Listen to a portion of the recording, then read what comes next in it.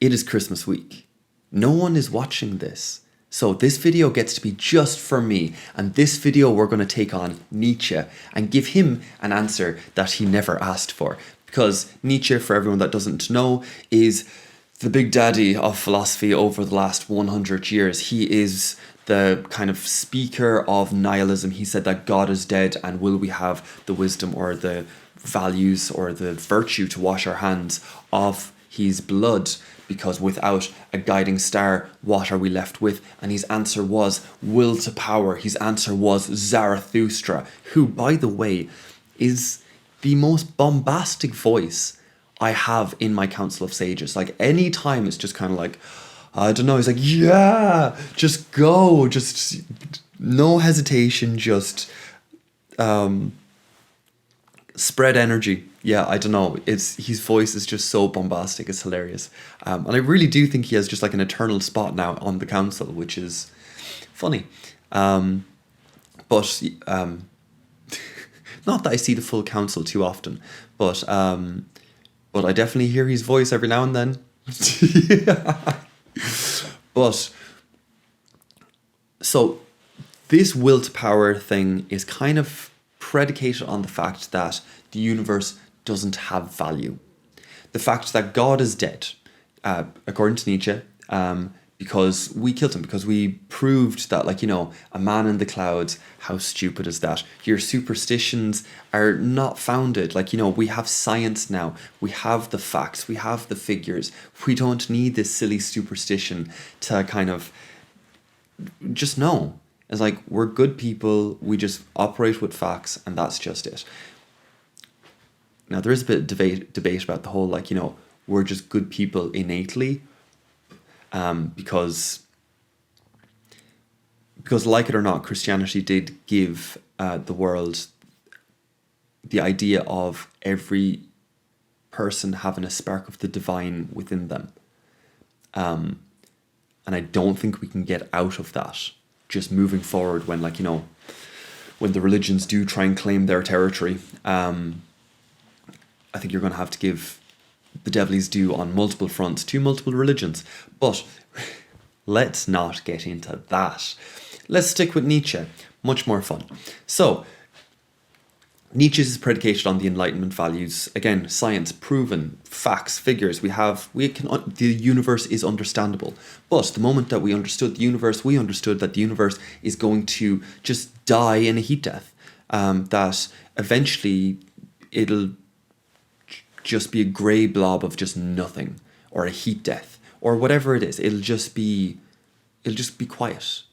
In a couple of thousand years, we won't be able to see the stars because the stars are all going away from each other, and it's just this quiet march into nothingness. Even if you imagine there's a theory that the Big Bang happened, goes out, and then it comes back in to create the next Big Bang or something like that, and you get this circular multiverse or repeating universe story. And the idea that some like spaceship with whatever leftover humans are going to escape this gravitational force, like, we're at the edge of imagination there. It's ridiculous, it's mad. But it doesn't matter. What we understood was that the universe will come to an end. And the end won't be any big crescendo. It won't be anything beyond itself. It is just there for itself. That's why Nietzsche said that God was dead. It's a hard one. It is. It's very difficult. So you have your kind of religious view of it, which is that, I suppose this is largely from the Orthodox Christian view, I think. But it is the idea that the essence of God is in all things, but that God is still beyond all things. This is Spinoza, essentially, who wasn't Orthodox Christian, but let's not get caught up in the labels for the moment. I can't keep up with that. But the idea is that you get a sense of the artist through his art. So the artist is in his art, but isn't captured in his art type job. Which means, in that framing, the universe is a creation but the creator is still outside of it, so that there is something beyond just this universe. So the universe might have value. There might be some purpose to all of this. Like, that's the question. This is the question we're dealing with. I told you this video is just going to be for me. So like, this is my video. Anyway, so the framing I want to offer is that we are value-seeking beings. So we are somewhere at the end of postmodernism. I want to say that.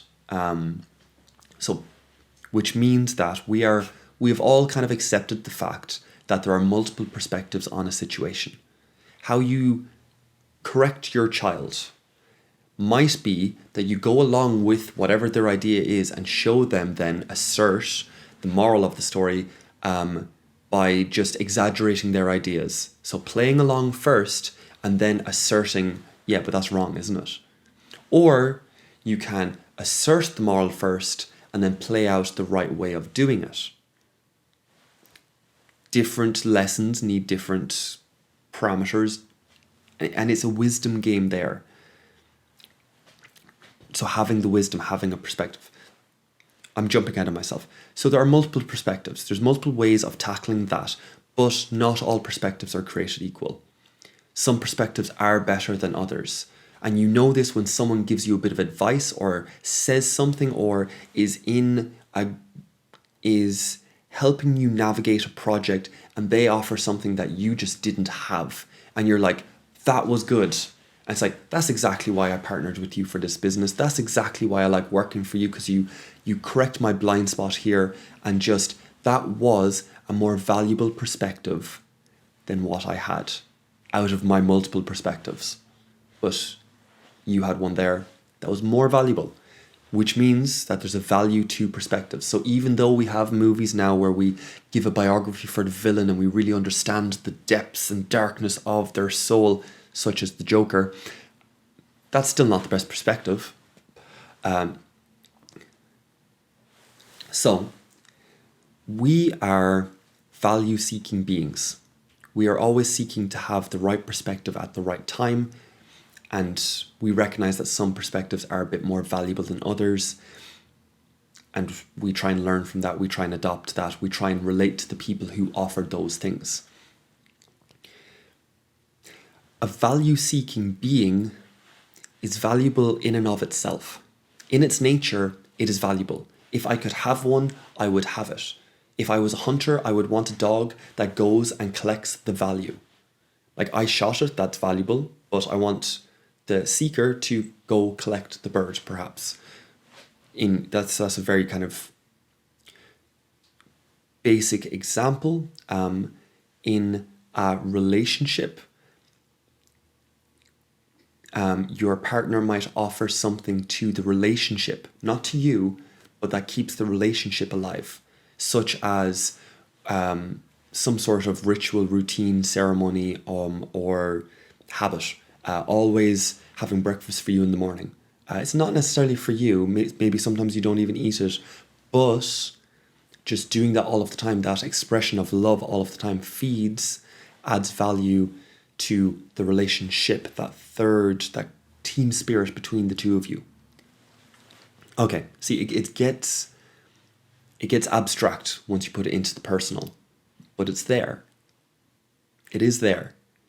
Because what we're doing is, like, just by being in the world, we are looking for our values and then we are trying to listen out for higher values through other people so that we have the best perspective, we have the best constitution, the best integrity to get through whatever's coming in the future. So, the world has multiple perspectives. They're not all equal. There is a value to them. We recognize when one is more valuable than another in a given moment.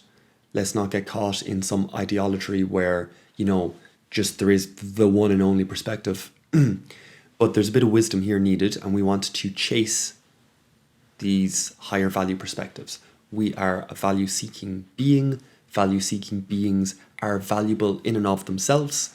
Therefore, the universe has value.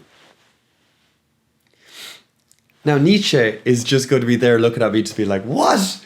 That was your jump? That's how you're going to like try and fight me? Like really? Like Zarathustra's in the back just being like, yes, more, put out more, like do just whatever you believe to be true, just go for it, will to power. Evolution will determine whether you survive or not. That's Nietzsche, or that's Zarathustra. Just yes, commit to it full-heartedly and you will be told.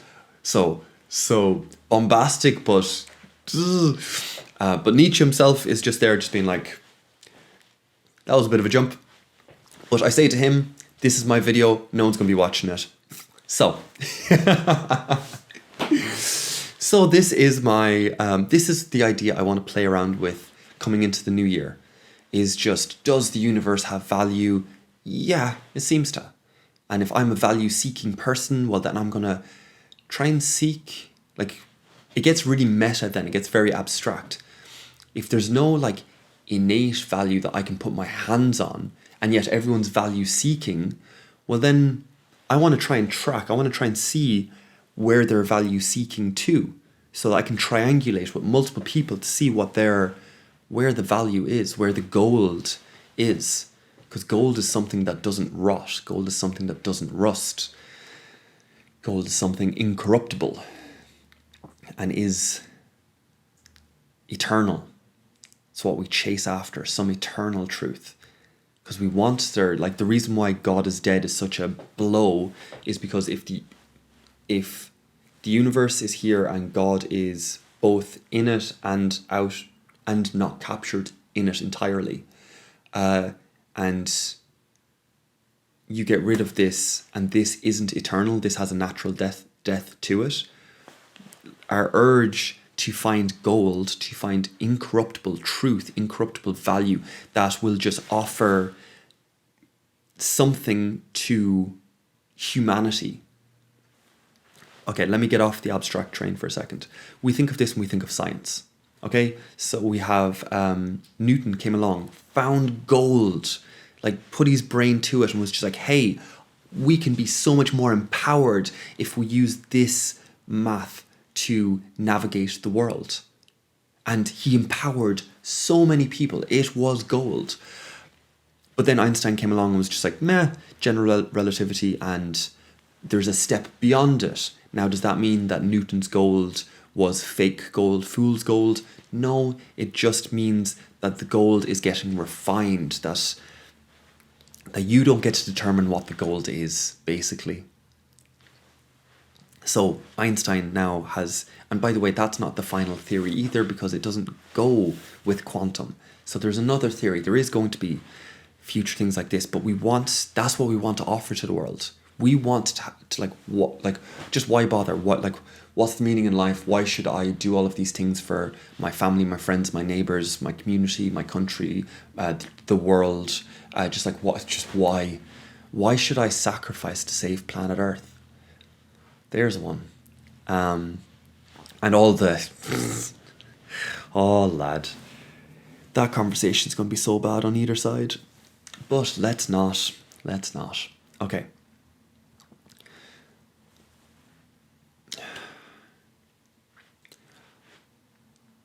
So we want to be part of something eternal. We do kind of fight to have this soul sort of job. We've narrativized it. We've made it there's this gooey stuff that's inside of you that goes up into this heavenly white place after you, and that's the eternal, and that's a story for it, but might not be it, or I don't know what way to navigate that, to be honest, to include everyone in it. I just don't. But we want a connection to something eternal. We want our life to matter beyond just the people who remember our names. We'd love for our name to go down in history like Napoleon or Caesar, but even their names will eventually get forgotten or just won't be that big a deal. Or it'll be kind of like Alexander the Great or Cleopatra, where, they're like a side character now, because bigger characters have come out and we only have a certain amount of space for one or two big ones in history. So our names will all be forgotten eventually, but we want to be able to offer something eternal just to say that we were here. It's very human, it's very natural. This is our fight against finitude. This is our fight against death. This is our discomfort with the fact that we are biological creatures that will end. And this human experience that we are having is only for a little while. And if it's only for a little while, then why not live it up? Why not just make the most of today? Because I can't even guarantee tomorrow. And therefore, just spend and eat and indulge. And we get materialism, the world we're living in. But we don't think about this stuff, do we? We swim in the water, but we don't look at the water. We swim in the water and we're just like, is it a river? Is it a lake? Is it an ocean? Is it a sea? We don't know. We're not even asking that question. I just want to swim. So this is why I put this one here at the end of the year, just for me, saying that the universe may have value simply because we are value-seeking beings. And that if I'm truly a value-seeking being, then I need to seek how I'm seeking value. I need to seek how the other people are seeking value so I can optimize and really relate to exactly what it is, this value that we're all chasing. That's a bit much, isn't it? But it's a good story for me. And hopefully I can keep that story alive and engaging and adventurous and fun no matter what world we move into. Maybe that's a way out of materialism. Maybe that's a way to avoid the idolatry of hard religion or the safety of some community ideology or whatever. Here, look, I don't know what we're going to do in 20 years. I have not a notion, but I do hope that chasing the virtues in this collective space, because of course that's kind of what I'm on about here, but I'm speaking as if you don't know about the workshop or the chasing virtues or the paradoxes or anything like that. This is just the framing, and if this sounds good to you, of course, come along to the workshops, of course, message me or something like that, and we'll organize a dialogos session. They take 2 hours, roughly speaking. I can do it with all new people or have you in with experienced people so that you learn the kind of language and different stuff like that. Depends on your tolerance for newness, depends on your tolerance for it depends on how strong you are in holding tension. Because it's not a learnt quality, it's not a learnt workshop. It is just you hold whatever you feel, whatever you think, whatever your perspective is, whatever your life experience is, you hold. And then you get 3 other people in, everyone holds, and then you relate to the mystery and you're just like, wow. So, because if you come in and you're like, wow, they talk more than me, they're more practiced, they've come across this, their ideas are so much, then you're going to try and fall into them, and then you're actually going to you're going to use them as an idol. It's not a good quality. It's not a good. So sometimes it's better with new people. Either way, I'm now well waffling. I said this video is for me. It's not for you. So invites there, but who's watching this? It's 20 minutes of me taking on Nietzsche. What? Oh man, Uberboy is gonna just giggle his tits off at me for this. But either way, so with all of that said, I hope you've had a great week. I hope you are looking forward to the week to come. Merry Christmas. I hope you have a good New Year's and celebrations and connection and relating and feeding each other's soul, nourishing each other with this experience, that it is a nourishing experience, not a depleting experience. Not saying that you can't be tired afterwards and can't wait to go home, but just that you have some bit inside yourself that was just like, I needed that bit of family. I needed that uncle to give me a kick in the ass and be an asshole, even if he's a bit of a tit. It's like, I can't believe he said that. I can't believe he It's like, yeah, but maybe we needed to hear it. Or maybe we just needed someone to bring up an old argument, an old paradox that we hadn't seen in a while, and we need to digest it because clearly it's still moving something in our stomach where it's like, why is that still pokey? Anyway, so thank you for your time and attention. Thank you so much for any time and attention you've given this year to these videos, yes, but to the mystery, to paradox, to just sussing out what exactly it is that we're doing when we're looking for wisdom, where it is exactly we're going when we're looking for wisdom, and every other question too. But so yes, thank you so much, and I will see you next year. Bye guys.